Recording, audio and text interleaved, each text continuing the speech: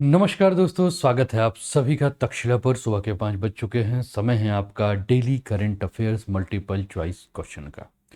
दोस्तों, daily current affairs multiple choice question का आज तीसरा दिन है और आज हम लोग जो चर्चा करेंगे वो 13 सितंबर तक, यानी कि 13 सितंबर रात 11 बजे तक जो भी समाचार महत्वपूर्ण थे उन सभी का संकलन लेकर मैं 14 सितंबर यानी कि आज के दिन आप सभी के समक्ष उपस्थित हो गया। दोस्तों, आज हिंदी दिवस है और आप सभी को हिंदी दिवस की हार्दिक शुभकामनाएं। अगर हम बात करें दोस्तों current affairs multiple choice question की, तो ये सेशन जो है वो यूपीएससी, स्टेट पीएससी, इसके अलावा अन्य सभी प्रतियोगी परीक्षाओं के लिए ये करंट अफेयर्स के मल्टीपल चॉइस क्वेश्चन अति महत्वपूर्ण हैं। तो आप अपने सारे मित्रों के साथ जो यूपीएससी, स्टेट पीएससी या अन्य कोई भी प्रतियोगी परीक्षा देते हैं उन्हें भी आप इस क्लास के लिए जानकारी दे सकते हैं, उनके साथ इस क्लास का लिंक शेयर कर सकते हैं। मेरा नाम अनूप उपाध्याय है। सुबह के 5 बज चुके हैं। आप अगर इस चैनल पर पहली बार हैं तो चैनल को सब्सक्राइब करके बेल आइकन दबा दीजिएगा कि यहाँ आने वाली हर क्लासेस का नोटिफिकेशन समय पर मिले। तो तैयार हो चुके हैं, नींद टूट चुकी होगी आप लोगों के, है ना। अब शुरुआत अगर करंट अफेयर्स के मीठे मीठे डोज से हो तो कितनी अच्छी बात है। रात तक जो भी घटनाएं घटी, अगर वो घटनाएं आपके प्रश्न के माध्यम से आपके सामने हो जाए तो आपके मन में तो और भी उत्साह आ जाएगा। तो चलिए इसी उत्साह के साथ करते हैं दिन की शुरुआत और पहला प्रश्न डालते हैं आपके सामने आपके स्क्रीन पर। चलिए, तो पहला प्रश्न आपके स्क्रीन पर है। भारत की खुदरा मुद्रास्फीति अगस्त 2022 में कितने परसेंट हो गई? ऑप्शन है 6%, 5%, 7% और 9%। ठीक है ना। खुदरा मुद्रास्फीति अगस्त 2022 तक कितने परसेंट हो गई, ये प्रश्न आपसे जो है वो पूछा गया है। ठीक है ना। तो दोस्तों, आपके दिमाग में काफी सारे ऑप्शन चल रहे होंगे, लेकिन अगर आपके दिमाग में ऑप्शन चल रहा होगा 7%, तो वो आप सभी के उत्तर जो है वो क्या है, सही है। भारत की खुदरा मुद्रास्फीति के बारे में अगर हम बात करें तो जुलाई में अगर हम बात करें तो जुलाई में जो खुदरा मुद्रास्फीति थी वो कितनी थी, तो ये थी 6.71% के आसपास थी। लेकिन अगर अगस्त की बात करें तो अगस्त में ये जो है वो कितने हो गई है, 7% के आसपास जो है वो खुदरा मुद्रास्फीति जो है वो हो चुकी है। लगातार 8 महीने से अगर हम बात करें तो 8 महीने से उपभोक्ता मूल्य सूचकांक की अगर हम मुद्रास्फीति की बात करें तो उपभोक्ता मूल्य सूचकांक में जो मुद्रास्फीति है वो लगातार अगर हम बात कर रहे हैं तो लगातार हम लास्ट 8 महीने से क्या देख रहे हैं कि लास्ट 8th मंथ से हम ये देख रहे हैं कि ये 6% से ऊपर जो है वो बढ़ती हुई देखने को मिल रही है। फूड बास्केट में महंगाई जो है वो जुलाई में 6.99% से बढ़कर 7.62% के आसपास हो गई है।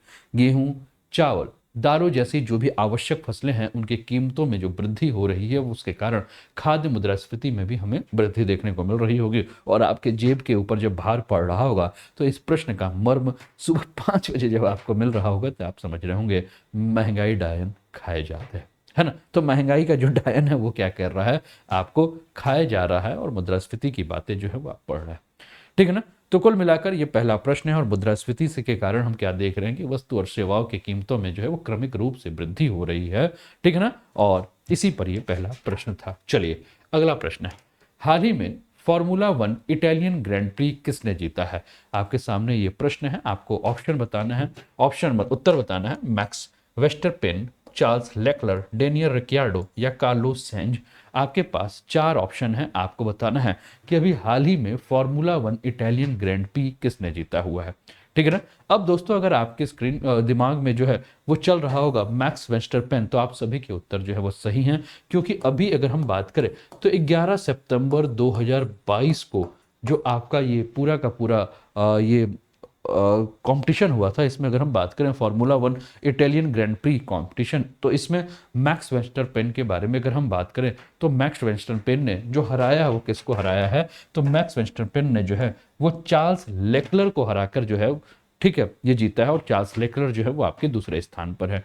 ड्राइवर की रैंकिंग में अगर हम बात करें तो मैक्स वेस्टर्न जो है, इनको जो टोटल अंक मिले थे वो टोटल अंक जो है वो कुल अंक जो है वो 116 अंक से जो है वो कुल अंकों में जो है ये आगे चल रहे थे। उन्होंने लगातार अगर हम बात करें तो 5वां जो है ये अपना ग्रैंड प्री जो है वो जीता है इन्होंने, ठीक है ना। और लेवलर की टीम के साथ ही अगर हम बात करें तो एक नाम आपको नजर आ रहा होगा, कार्लोस सैंज नजर आ रहा है। तो कार्लोस सैंज के बारे में अगर हम बात करें तो कार्लोस सैंज जो है वो शुरुआती ग्रैंड प्री के 18वें स्थान पर बात करें तो ये 18वें से जो है वो चौथा स्थान पर जो है वो आ गए हैं, ठीक है। तो आपकी स्क्रीन पर ये देखने को मिल रहा है।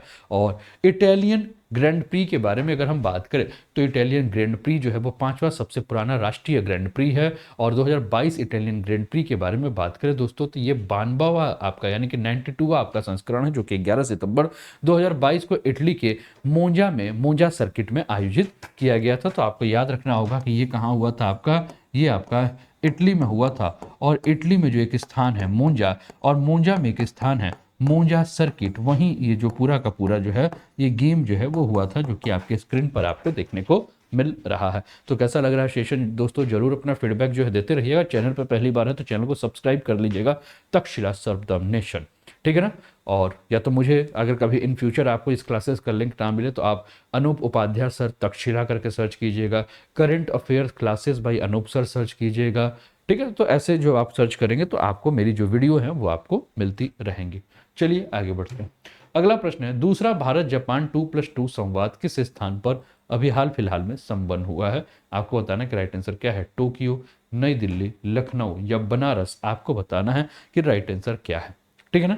तो दोस्तों आपके दिमाग में अगर उत्तर चल रहा होगा टोक्यो, तो आप सभी के उत्तर जो है वो सही हैं, और टोक्यो जो है वो क्या है आपका राइट आंसर है। तो अभी अगर हम बात करें तो टोक्यो में जो है दोस्तों वो दूसरा भारत और जापान का, ठीक है ना, ये दूसरा अगर हम बात करें तो 2+2 संवाद जो है वो आपका टोक्यो में हुआ। और ये संवाद जो कंप्लीट हुआ इसके बारे में अगर हम बात करें तो 8 सितंबर को जो है ये पूरा का पूरा आपका ये संवाद जो है 8 सितंबर 2022 को जो है वो संवाद जो है वो आपका कंप्लीट हुआ, ठीक है ना, जिसको कि हम दूसरा भारत जापान 2+2 संवाद जो है वो हमने कहा। अब इसमें अगर हम बात करें तो भारत के विदेश मंत्री और भारत के रक्षा मंत्री, ठीक है ना, तो भारत के विदेश मंत्री के बारे में अगर हम बात करें तो आप जान रहे हैं एस जयशंकर जो हैं वो आपके इसमें सहभागी हुए थे। और रक्षा मंत्री के बारे में आप जानते हैं कि राजनाथ सिंह जी जो हैं वो है। तो ये दोनों जो है वो 2+2 के में है। और 2+2 में आप जानते हैं कि आपका जो फॉरेन मिनिस्ट्री है, यानी कि फॉरेन मिनिस्टर और फॉरेन के साथ साथ अगर हम बात करें तो डिफेंस मिनिस्टर जो है ये दोनों के दोनों जो है इसके अंतर्गत जो है वो गए थे। और 8 सितंबर को टोक्यो में जो है दूसरी भारत जापान 2+2 जो आपका बैठक हुआ था इसमें इन्होंने भाग लिया। अब इस बैठक के दौरान अगर हम बात करें तो भाग लेने वाले मंत्रियों की बात करें तो नवंबर 2019 में पिछली बैठक के बाद जो है वो द्विपक्षीय जो मुद्दे हुए, जिसमें कि रक्षा और विदेश के मामलों के ऊपर जो है वो पूरी की पूरी जो है वो चर्चा की गई थी, ठीक है ना। तो ये आपको देखने को मिला है, ठीक है। चलिए आगे बढ़ते हैं।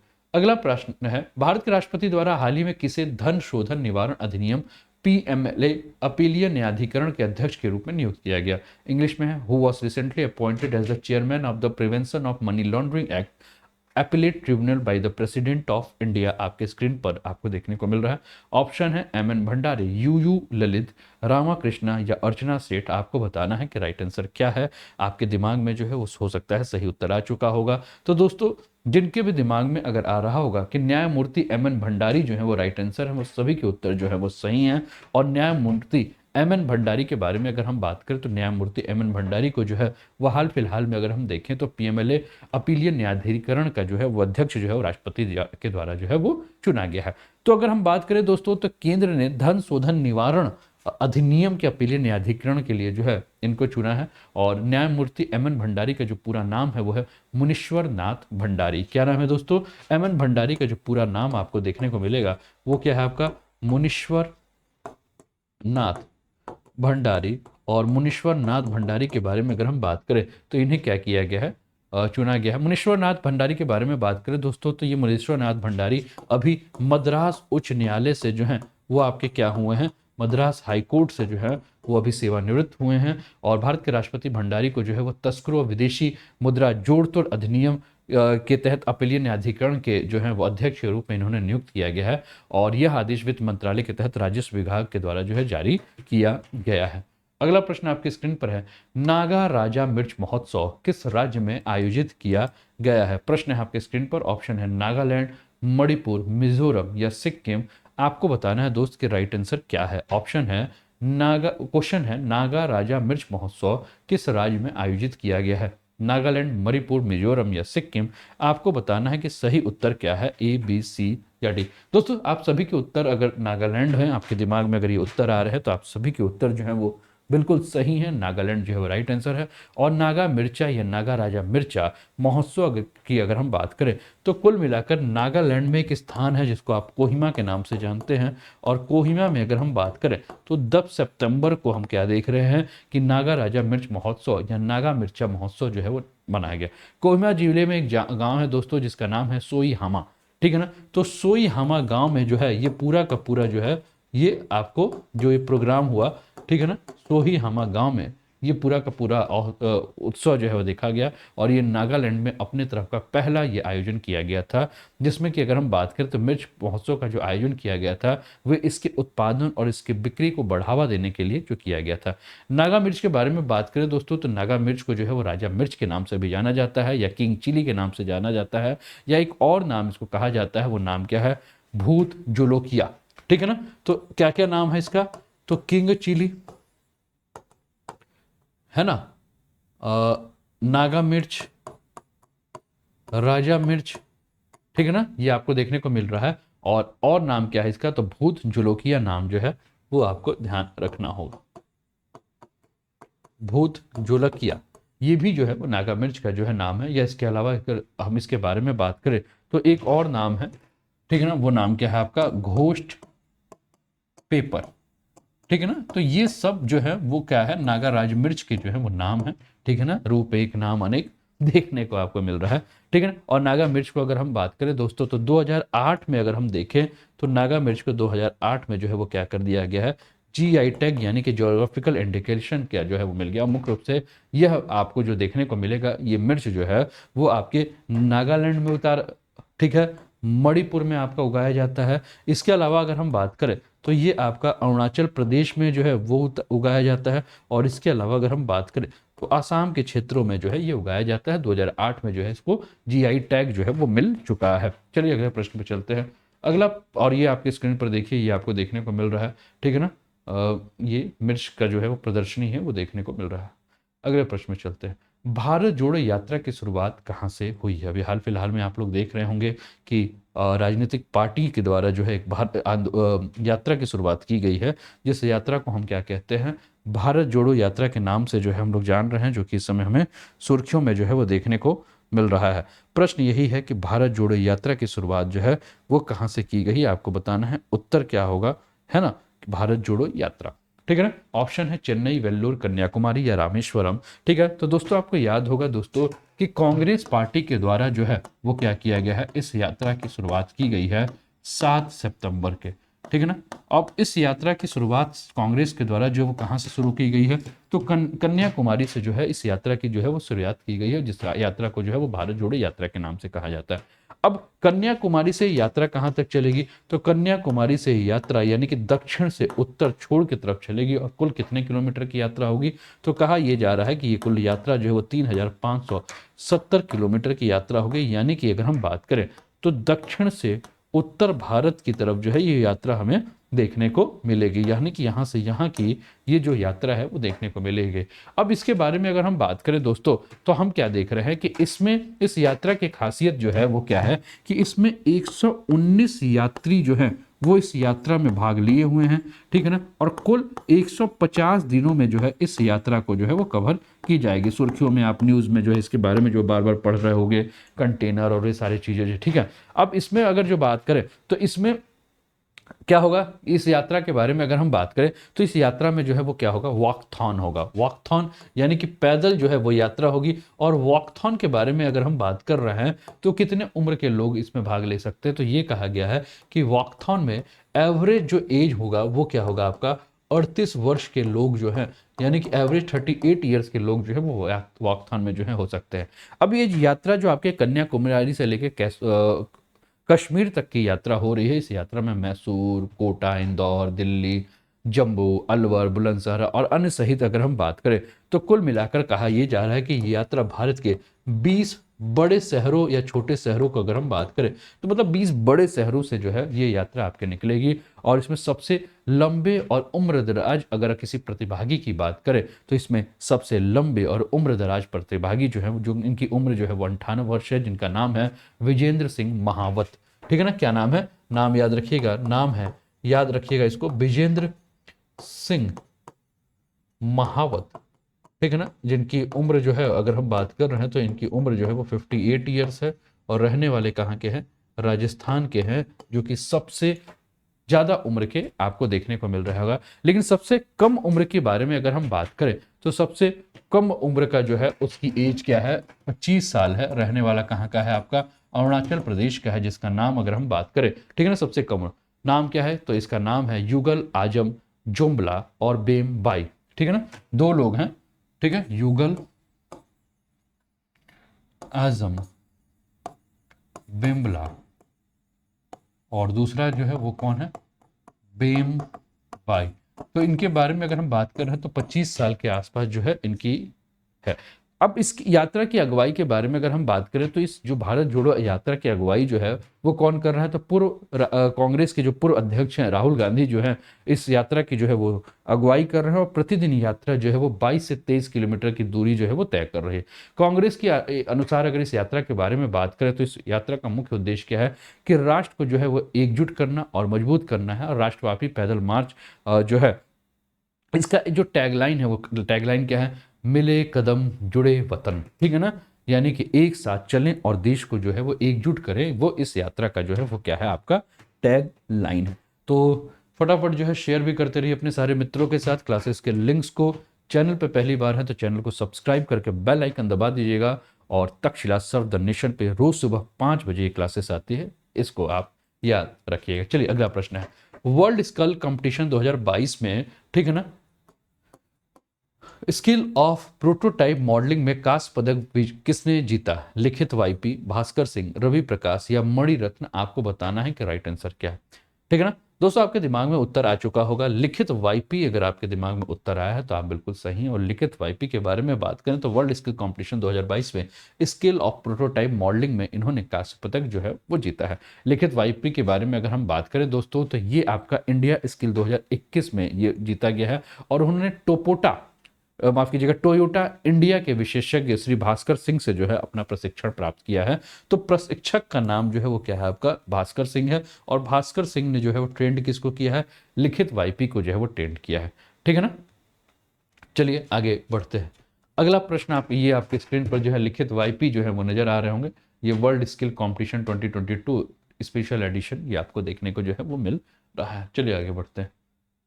अगला प्रश्न है, हाल ही में सेना प्रमुख जनरल मनोज पांडे ने लद्दाख में किस अभ्यास की समीक्षा की।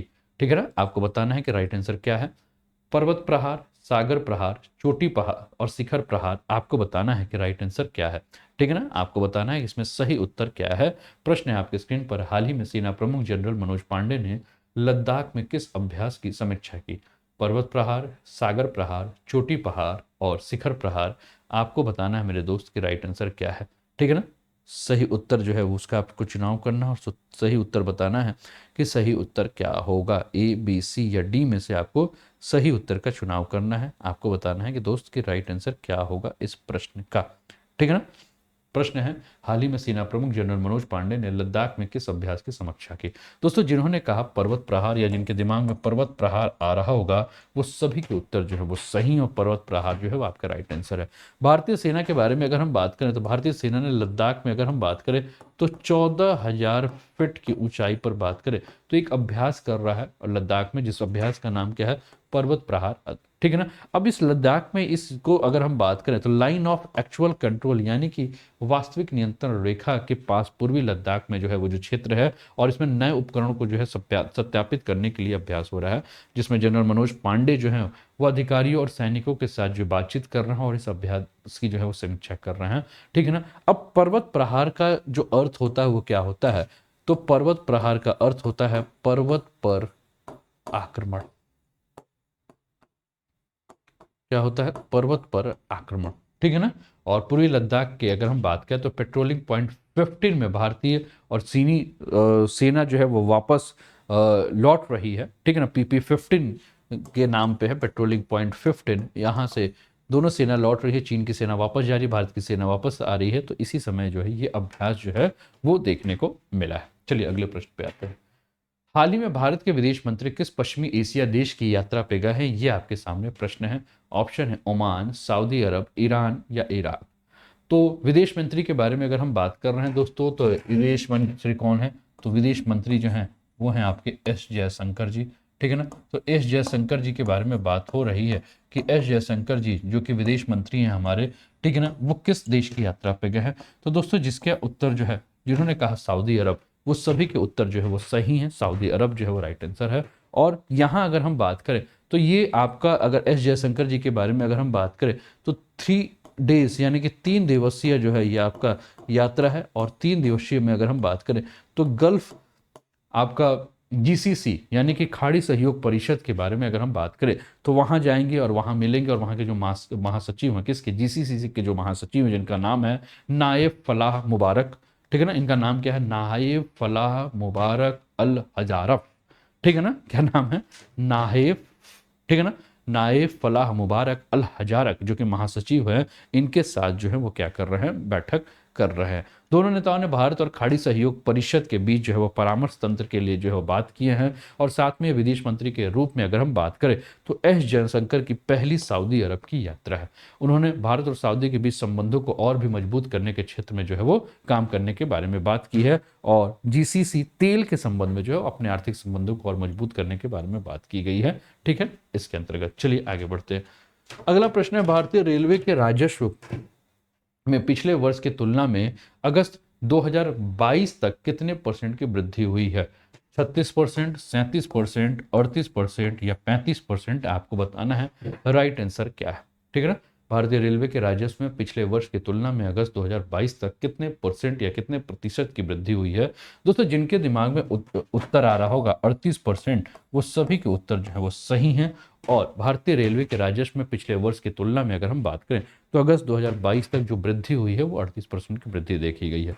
भारतीय रेलवे का जो कुल राजस्व की अगर हम बात करें तो कुल राजस्व जो है वो, जिसके बारे में हमने कहा कि 38% की वृद्धि हुई है, और इसमें अगर हम बात करें तो ये जो वृद्धि हुई है वो आपकी आरक्षित यानी कि रिजर्वेशन या अनरिजर्व दोनों यात्री जो है वो यातायात के क्षेत्र में बढ़े हैं। लंबी दूरी के आरक्षित जो भी आपके मेल एक्सप्रेस है उसमें राजस्व यात्री और उपनगरीय की तुलना में जो है, मतलब कुल मिलाकर ये बात करी जाए कि हर सेक्टर में जो है वो हमें क्या देखने को मिल रहा है कि भारतीय रेलवे जो है वो अच्छा काम कर रहा है, ठीक है। तो ये रहा दोस्तों आज का सेशन, कैसा लगा जरूर बताइएगा, अपना फीडबैक जरूर दीजिएगा। और अभी सुबह 9 बजे आप लोग को करंट अफेयर्स की क्लासेस जो है वो देखने को मिलेगी, उसको भी देखिएगा, जहां the Hindu, Indian express, PIB, all India radio पर हम काम कर रहे हैं। और जल्द ही दोस्तों आपको जो है वो सभी प्रतियोगी परीक्षाओं के लिए अगर हम बात करें तो मल्टीपल चॉइस क्वेश्चन का सेशन जो है वो आएगा, जो कि हिंदी, इंग्लिश, माफ कीजिएगा, हिस्ट्री, ज्योग्राफी, पॉलिटी, इकोनॉमी के जो भी आपके क्वेश्चंस हैं, ठीक है ना, वो सारे क्वेश्चंस के इसी फॉर्म में एमसीक्यू विद एक्सप्लेनेशन देखने को मिलेंगे, जिससे कि आपकी आगामी परीक्षाओं में आपको ज़्यादा से ज़्यादा लाभ हो, ठीक है। तो जुड़ जाइएगा आप तक्षशिला पे, और तक्षशिला शब्द अन्वेषण का आप ऐप डाउनलोड कर लीजिएगा। आपकी स्क्रीन पर तक्षशिला दिख रहा है, इस लोगो को बहुत ध्यान से देखिए। यही लोगो आप गूगल के प्ले स्टोर पर जब तक्षशिला सर्च करेंगे तो इसी लोगो के हिसाब से ही जो है वो आप डाउनलोड कीजिएगा, ठीक है। तो अपना फीडबैक जरूर दीजिएगा। चलिए अभी फिर मिलते हैं सुबह 9 बजे, तब तक अपना ध्यान रखिए। जय हिंद, जय भारत।